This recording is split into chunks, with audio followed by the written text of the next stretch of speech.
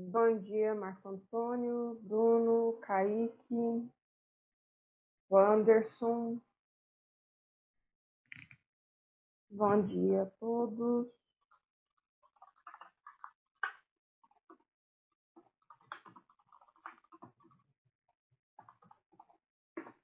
Bom dia, Ana Clara, Ana Laura.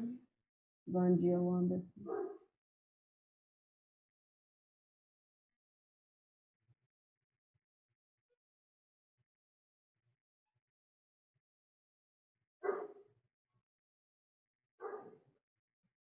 Ainda mais uns 2 minutinhos para o pessoal entrar.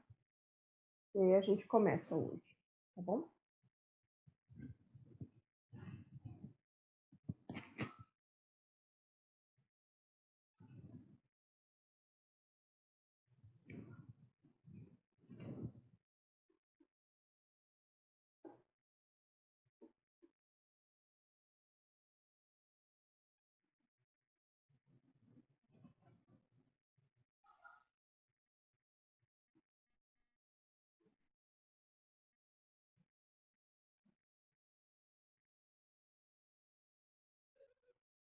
Bom dia, Alice.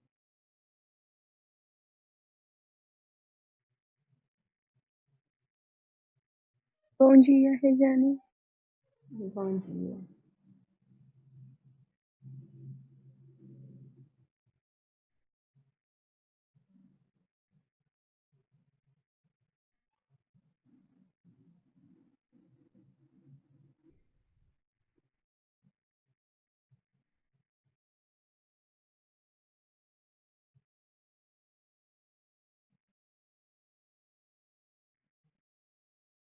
Bom dia, Gabriele.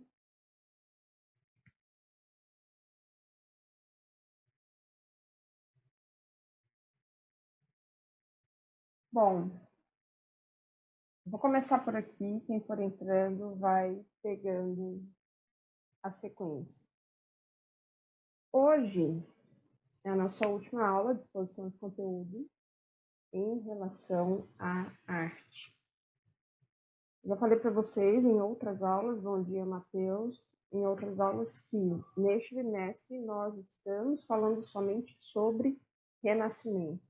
E na aula passada a gente começou a falar sobre o Renascimento fora da Península Itálica, principalmente, apresentando algumas características gerais e como que as inovações trazidas pelos artistas italianos elas foram absorvidas dentro em outros territórios fora da Península Itálica, e falando sobre características das obras de 2 artistas de origem germânica, um que foi o Albrecht Dürer e o segundo que foi o Hans Holbein. Hoje a gente vai começar de novo falando sobre essas características. Bom dia para quem está entrando, Ana Cristina e Davi. Porém, a gente vai focar a obra de 2 artistas, né? De mais outros 2 artistas que não são germânicos, mas são de origem flamenga, tá? Que atuaram ali entre Holanda e Bélgica, tá? Então, vou compartilhar a tela com vocês, porque aí a gente vai para o material que eu já tinha preparado. Para quem está acompanhando pela apostila, tá? Eu estou exatamente nas páginas 25, 26 e 27 do módulo 5, tá? Da nossa apostila, o Renascimento. E para quem quer entender que região é essa, né, de onde são esses pintores flamengos, nós estamos falando da região de Flandres, que fica ali entre esses países, na região dos Países Baixos.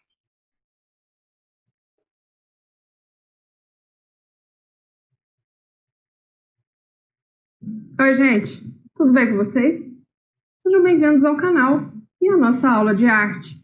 Hoje, continuaremos a falar sobre o Renascimento fora da Península Itálica, porém, discutiremos o trabalho dos pintores Hieronymus Bosch e Pieter Bruegel.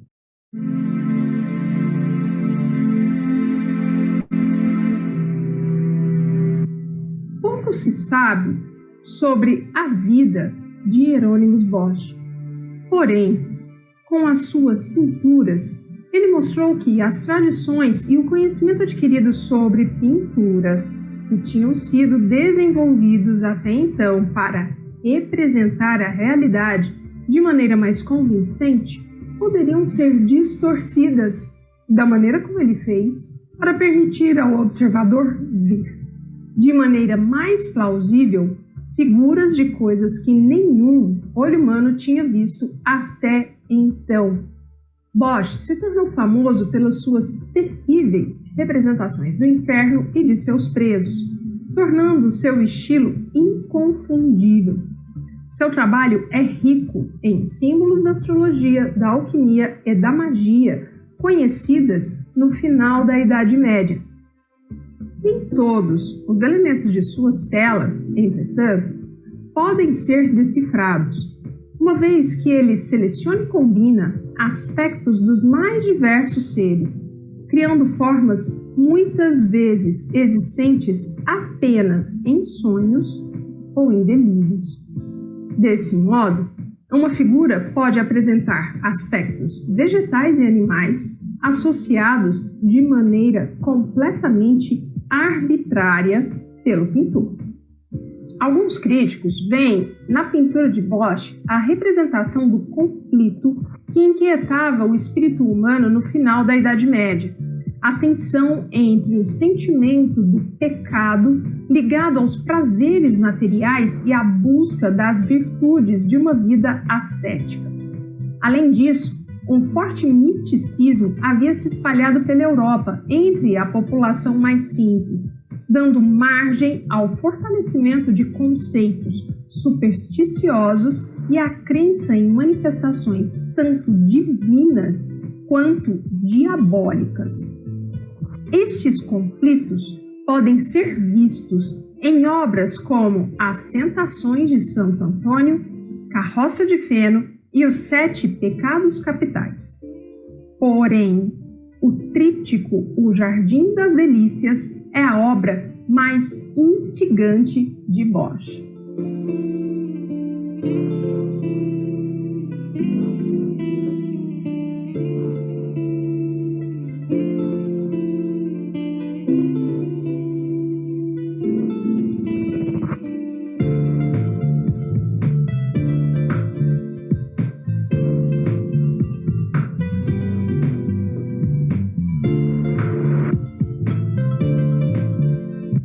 Já sobre Pieter Bruegel, o Velho, também pouco se sabe a respeito, exceto que ele viajou até a Itália como tantos artistas do norte de sua geração, e que viveu e trabalhou em Antuérpia e em Bruxelas, onde pintou a maior parte de seus trabalhos nos anos 50 e 60 do século XVI.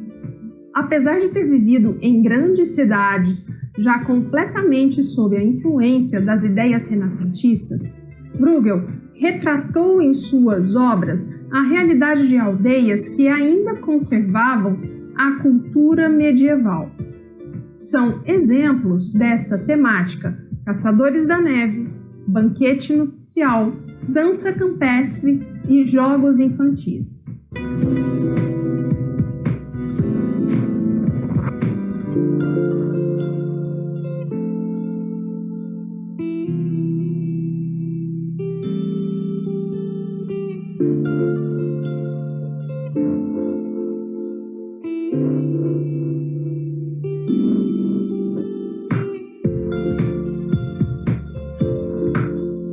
O Renascimento não influenciou somente o norte do continente europeu. Ele também influenciou a parte mediterrânea, fundindo-se a elementos culturais levados à Europa através de povos invasores. Por exemplo, a região da Espanha foi invadida pelos muçulmanos no século VIII e ali permaneceram até o século XIII. Isso contribuiu para que construções importantes, e que hoje são de inestimável valor arquitetônico e histórico, fossem erguidas tendo como características a arquitetura islâmica. É o caso do conjunto arquitetônico conhecido como Alhambra, na região de Córdoba. Como a expulsão dos muçulmanos nessa cidade ocorreu apenas em 1492, as construções dos palácios de Alhambra estenderam-se para além do século XIII. As obras foram realizadas principalmente entre 1248 e 1345, durante vários reinados muçulmanos sucessivos. A arquitetura dos palácios que compõem a Alhambra foram decorados de acordo com as tendências artísticas árabes, com cerâmicas desenhadas e esculturas com motivos derivados de elementos da natureza e linhas geométricas. Durante o reinado de Carlos de Habsburgo, entre 1500 e 1558, este conjunto passou por reformas que deram a muitos de seus salões características próprias do Renascimento. São exemplos destas construções o Palácio de Comares e o Palácio dos Leões.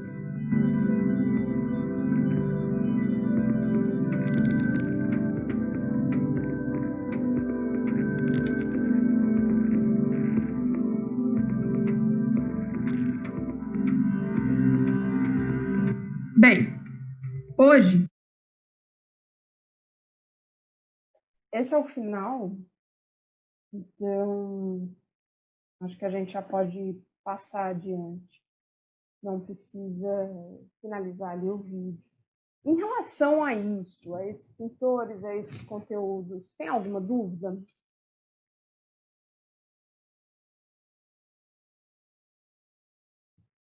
Bom dia para quem eu não tinha falado bom dia ainda. Rafael, Matheus, Murilo e Enzo. Alguma dúvida nesse conteúdo, gente, que vocês viram? Algum problema?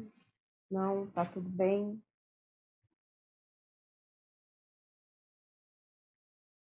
Vocês podem sinalizar pelo chat, dar só o joinha na tela ou abrir o áudio se quiserem, tá bom?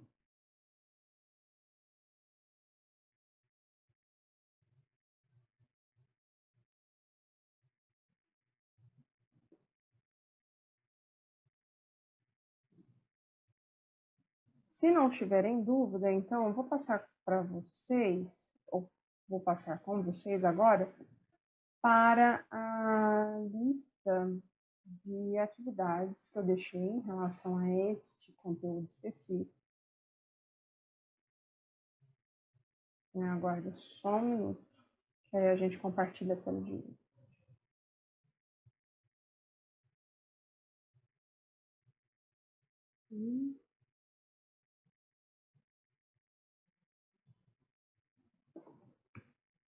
E qualquer coisa podem ir pelo chat também, tá? Eu tô de olho aqui, dando um jeito de ficar de olho. Aqui. Foram 3 questões dessa vez montadas, eu vou passar por elas para vocês darem uma olhada. Então, vou responder agora, tá? Então, a primeira questão, lembrando que as questões têm ordens diferentes para todos.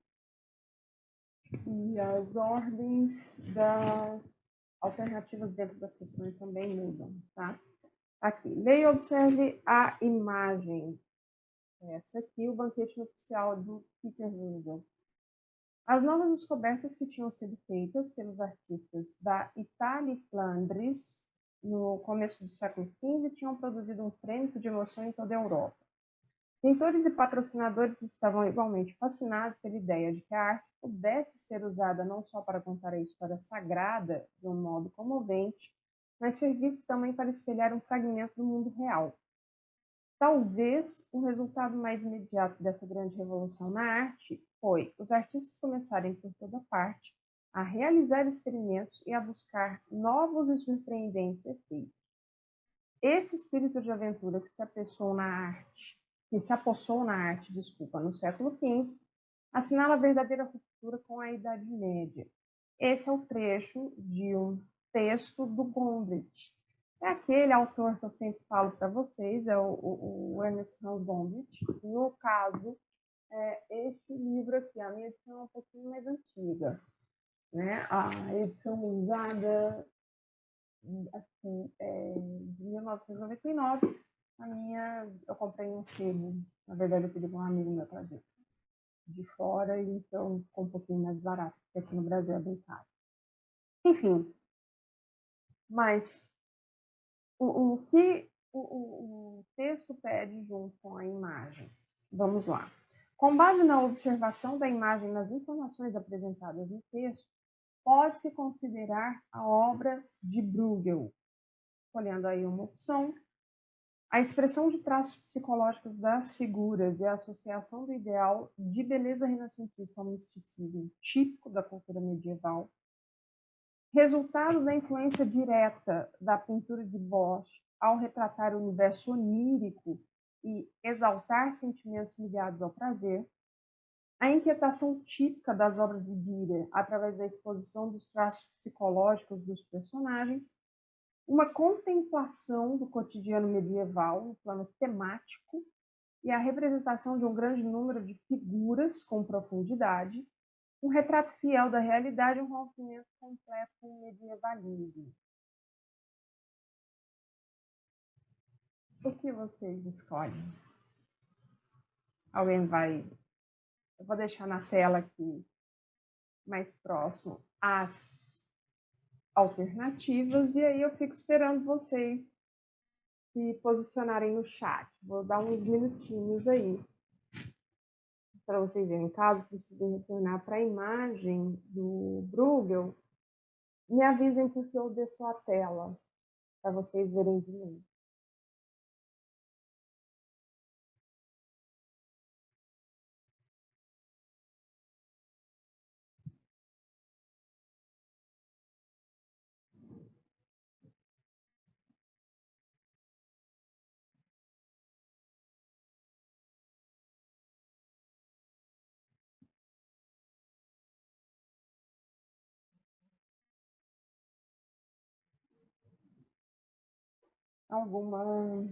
Alguma tentativa aqui?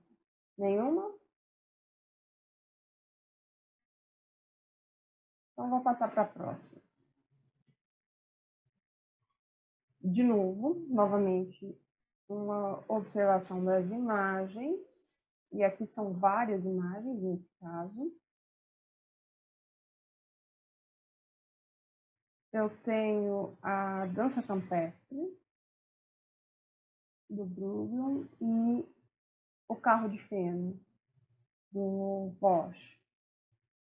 E aí a pergunta é, Peter Bruegel, velho, e Hieronymus Bosch foram pintores de origem flamenga que buscaram representar em suas obras a tradição greco-romana em sintonia com os pintores italianos da época, teocentrismo medieval pela representação da inquietação psicológica dos personagens, moralidade cristã expressa nos trajes e cores, exaltando a presença divina, controle intelectual da igreja sobre a sociedade, portanto, foi um movimento moralizador, ou cotidiano, pelos personagens e eventos retratados num estilo próprio.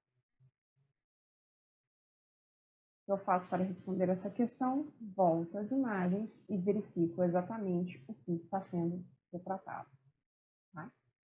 E a partir daí, sim, escolho a alternativa. Vou deixar uns minutinhos aqui para vocês irem selecionando aquilo que vocês consideram correto.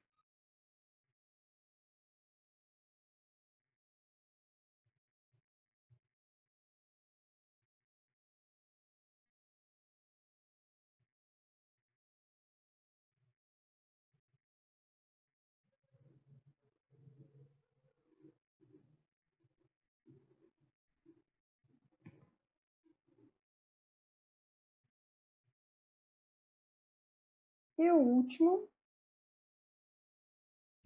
aqui a gente já tem direto enunciado. Ultrapassando as fronteiras da Península Itálica, As concepções estéticas renascentistas acabaram por alcançar outras regiões da Europa. Assinale a alternativa em que o estilo não corresponde ao artista citado.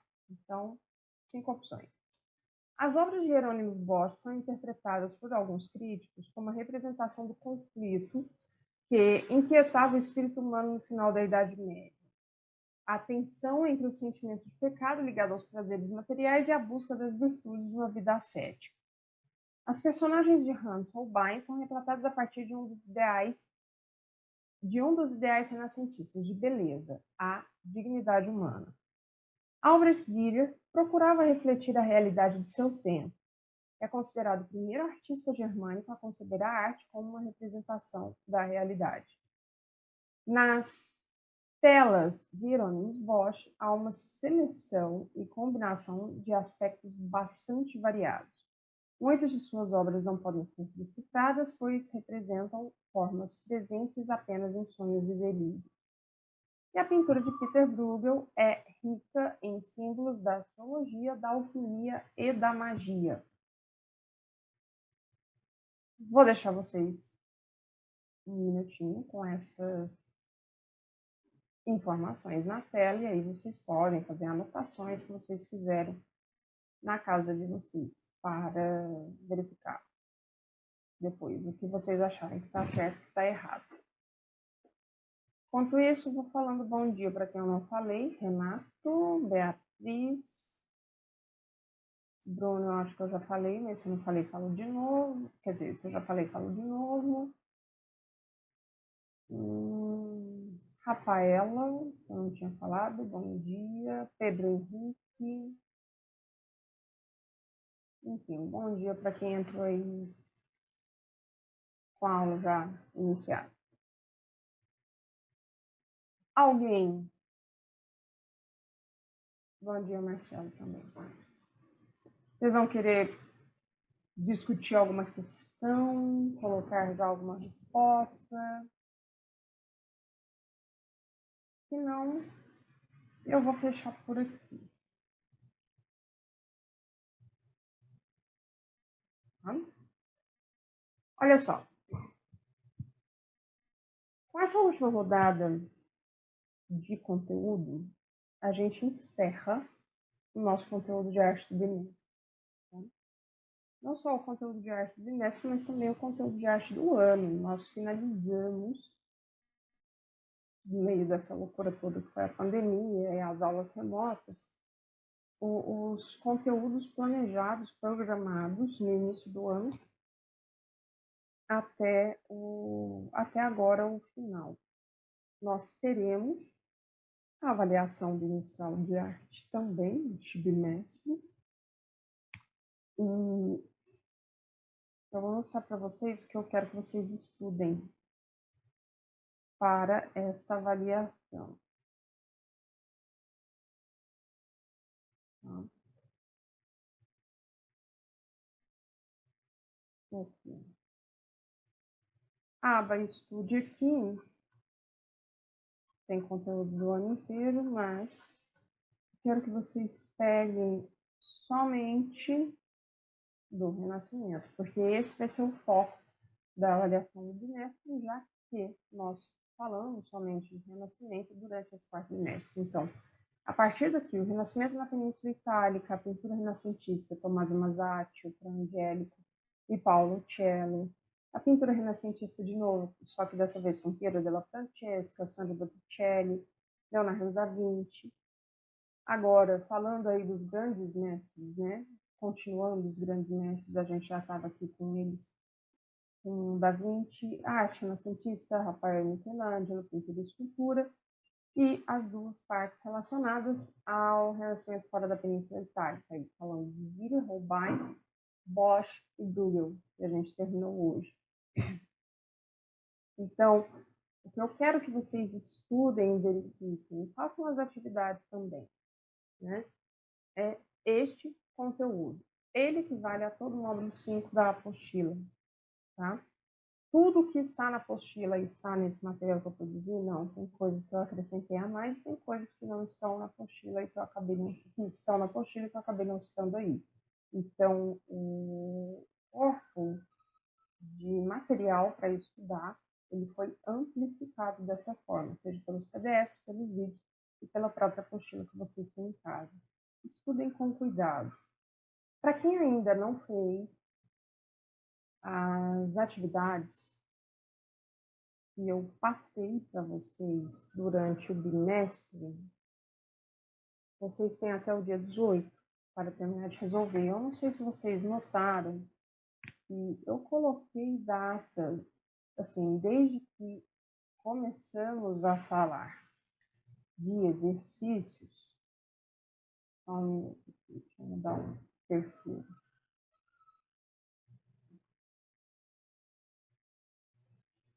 Ótimo. Desde que a gente começou a estudar, nesse quarto bimestre eu deixei as atividades abertas, tá? Eu coloquei data, a data de entrega das atividades em um período bem longo, né? Começava o início no dia da nossa aula, geralmente, quarta-feira, mas a data de entrega, finalização, limite para vocês responderem foi colocado como dia 18 de novembro, horário meio-dia. Então, vocês têm tempo, tiveram um longo tempo para fazer isso, tá? Para fazer todas essas avaliações, todos esses questionários. E agora, falta muito pouco tempo para o prazo se encerrar. Repassando, os questionários são os mesmos, tá? Relacionados ao que a gente estudou. Então, são questões, para quem não fez ainda, faz. São questões que exigem leitura e interpretação de texto e imagem e aplicação de conteúdo que foi discutido e que foi falado. Quero saber se vocês têm alguma dúvida em relação a isso, a esse questionário, quem já fez, quem não fez, quem já fez, como foi essa questão das perguntas, se houve dificuldade na leitura e interpretação, se foi tranquilo seguir com o material, enfim. Exponham o lado de vocês, pode ser pelo chat, não tem problema, mas eu gostaria que vocês falassem alguma coisa. Porque já disse várias vezes que construção de conhecimento se dá no diálogo, não só um monólogo do lado de cá e no caso, a escolha de vocês de não falarem nada do lado aí da tela.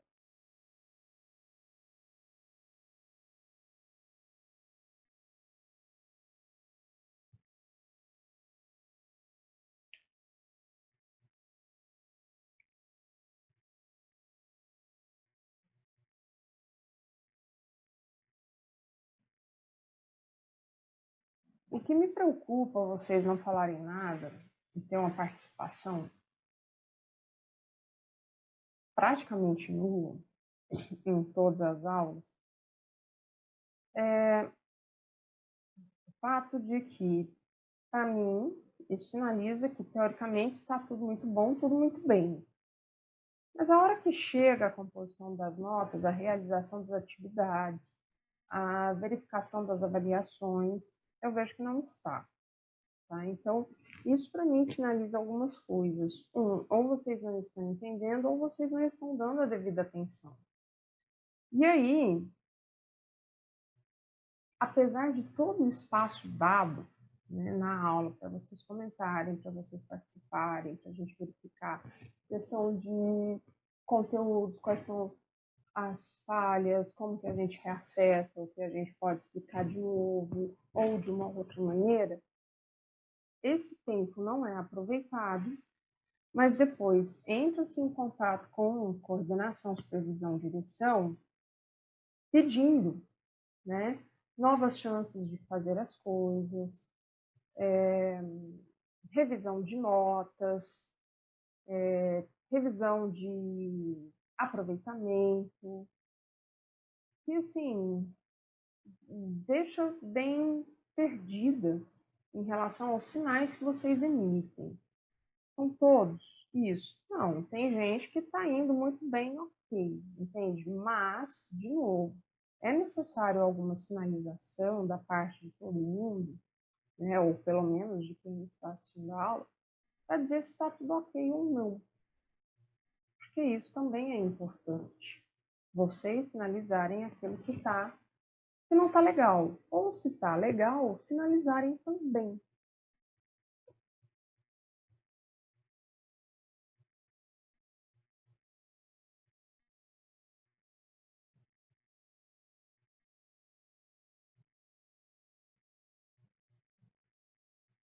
Obrigada, Davi.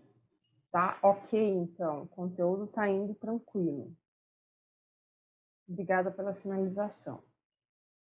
Que me deixa bem mais aliviada, né, em relação a isso.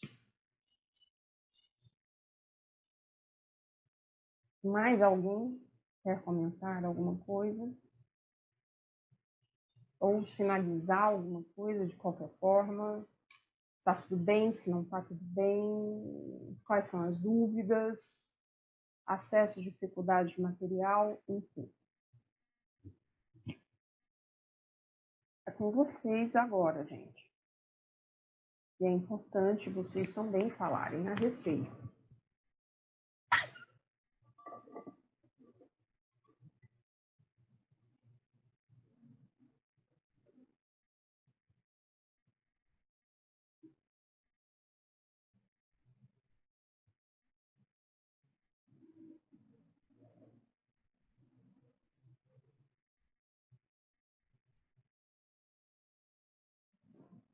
Davi, mais uma vez, eu agradeço. Obrigada por ter respondido aqui no chat também.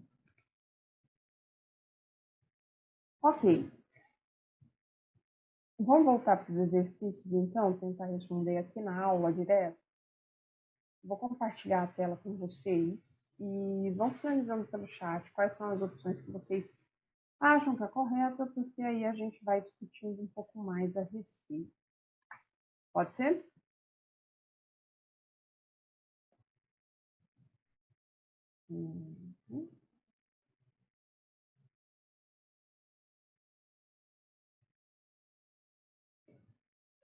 Vocês estão conseguindo fazer as tarefas dentro do prazo que é colocado? Que são uma, duas, três questões, no máximo, por semana. Tá indo tranquilo?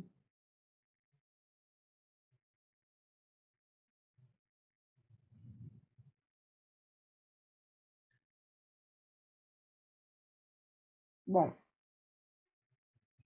vou voltar aqui para a primeira questão que foi colocada e vou deixar na tela. Vão discutindo pelo chat, não tem problema, eu vou comentando pelo áudio.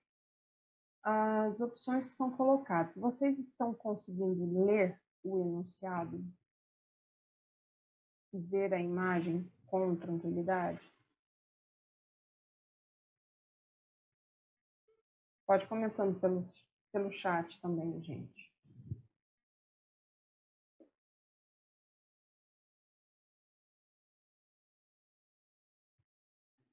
Tá. Então, eu vou dar um tempinho no enunciado para vocês lerem e ver a imagem. E aí eu desço para as alternativas e a gente começa a comentar as alternativas, tá?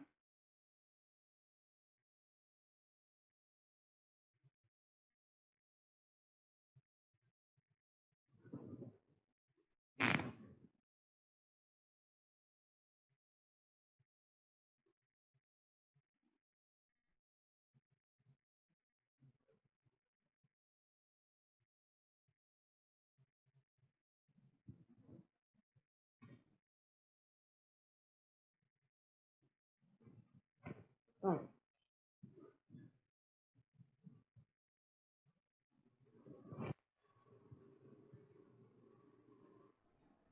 dentro desse enunciado, qual é a opção que vocês consideram a mais correta? O que vocês acham? Lembrando que tem que se considerar o texto e a imagem para responder essa questão.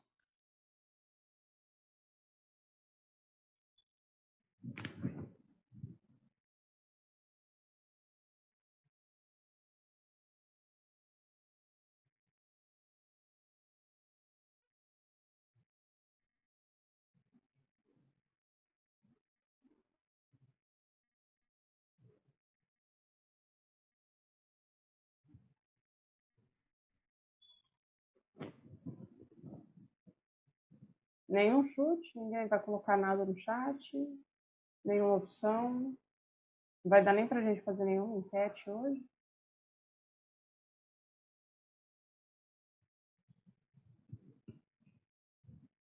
Nenhuma escolha?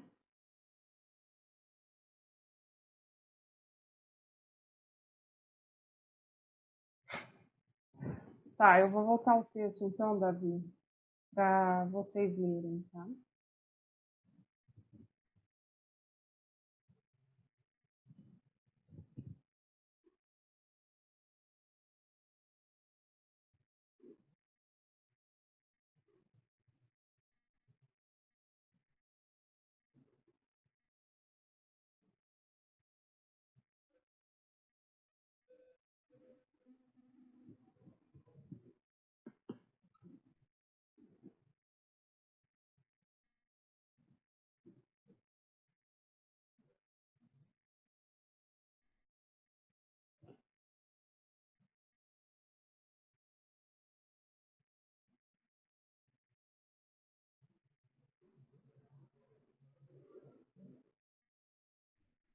Ok, vou voltar então para as alternativas.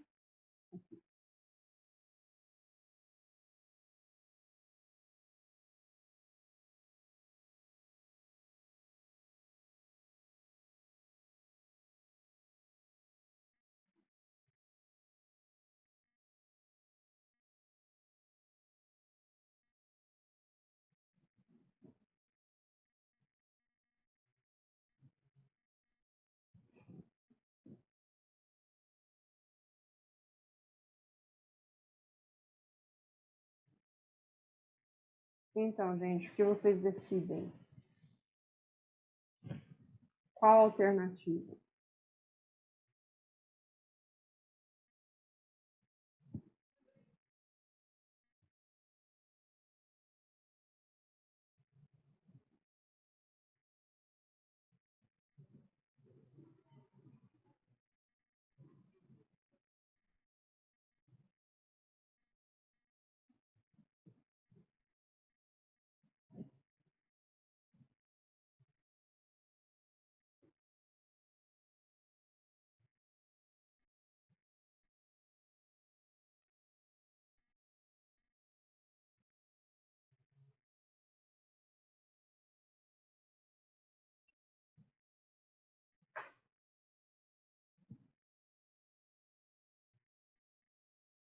Ninguém? Nenhuma ideia a respeito dessa questão? Lembrem que a resposta dela está no texto e está na imagem. Muito bom, Davi. Olha só. Por que a E ou a B? O que te faz selecionar essa aqui e a E? Porque se a gente for analisar essas duas, dá uma olhada. A letra D fala: uma contemplação do cotidiano medieval no plano temático, ok? E a representação de um grande número de figuras com profundidade. Vamos verificar se a imagem tem isso. Tem. Ok. Eu tenho uma figura cotidiana e eu tenho profundidade aqui, um grande espaço, um grande número de pessoas. Por que a E? Né? Um retrato fiel da realidade, ok? E um rompimento completo com o medievalismo. Aí a gente tem que voltar aqui, porque não tem um rompimento em relação ao tema. Aliás, se a gente for pensar, o Bruegel, ele retratava muito mais imagens medievais do que imagens da Idade Moderna, as urbanas e citadinas, né, no caso. Então, ele está muito mais pintando o que se acontecia ainda nessas pequenas vilas ligadas a um cotidiano medieval do que aos grandes centros urbanos. Então, nesse sentido, quando a gente olha para a imagem, eu não tenho um rompimento completo com o medievalismo, tá? Pelo menos em relação ao tema, não em relação à técnica. Mas se eu não tenho esse rompimento, a letra E não pode ser. A resposta vai ser qual, então? Davi.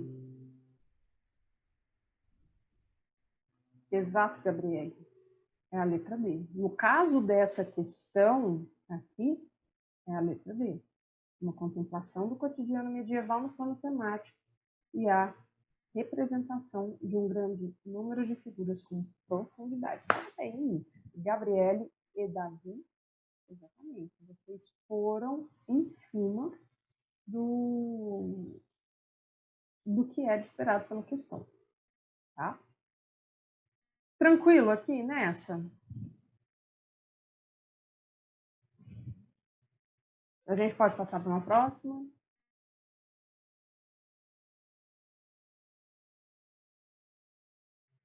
Show. Anotem isso, tá?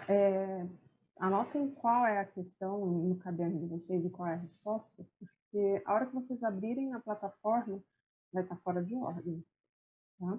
Então, cuidado. Vamos lá, para a próxima, então, e aí nós temos duas imagens. Eu acho que vai dar tempo de fazer. Não vai dar tempo de fazer, mas ok.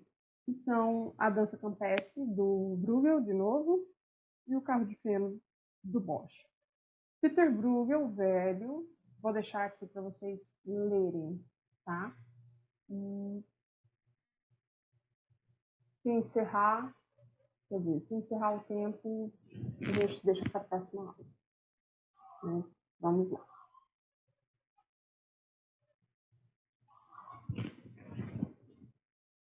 Se vocês quiserem que volte na imagem também, eu volto, tá? Posso sinalizar aqui pelo chat.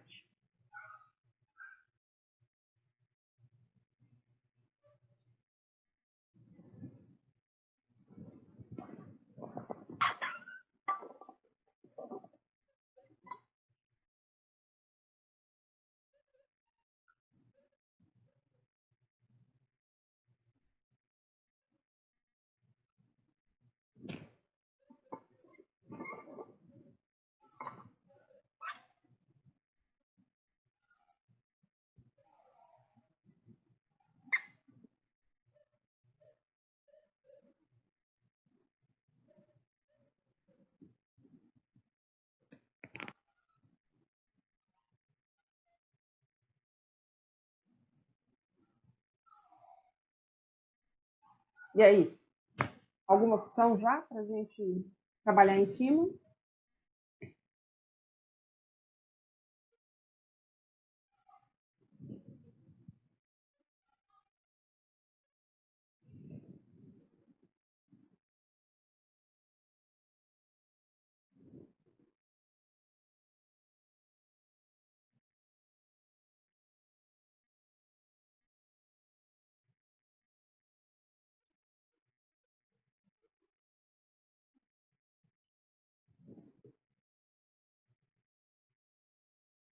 Em cima, Davi. É isso mesmo, letra E, tá? Porque quando a gente olha as imagens aqui, é o cotidiano desses pequenos vilas, desses pequenos lugares, né? E aí eles estão completamente retratados no estilo de cada um.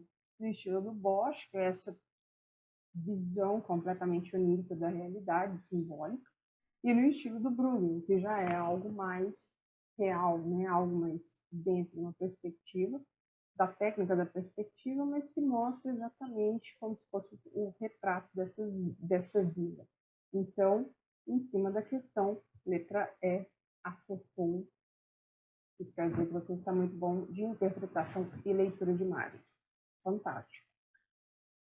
Meninos, a nossa aula encerrou, não vai dar para fazer a terceira questão, responder aqui agora com vocês essa terceira questão. Porém, na aula que vem, eu quero fazer a resolução de todos os exercícios com vocês. Alguns a gente foi fazendo ao longo do tempo, né? Até como eu chamaria isso, para vocês prestarem atenção naquilo que a gente estava falando, em termos de conteúdo. Porém, nós não resolvemos todas, então vou corrigir tudo, vou falar sobre todas, de mamando a caducando, e de cabo a rabo acho que ficaria melhor. E aí vocês conseguem também ver quais foram os erros e acertos ao longo desse tempo, ou o que está faltando para afinar um pouco mais essa questão de leitura e interpretação de personagem, como articular o conteúdo dentro dessas habilidades que são exigidas para vocês aqui. Tudo bem? Tranquilo?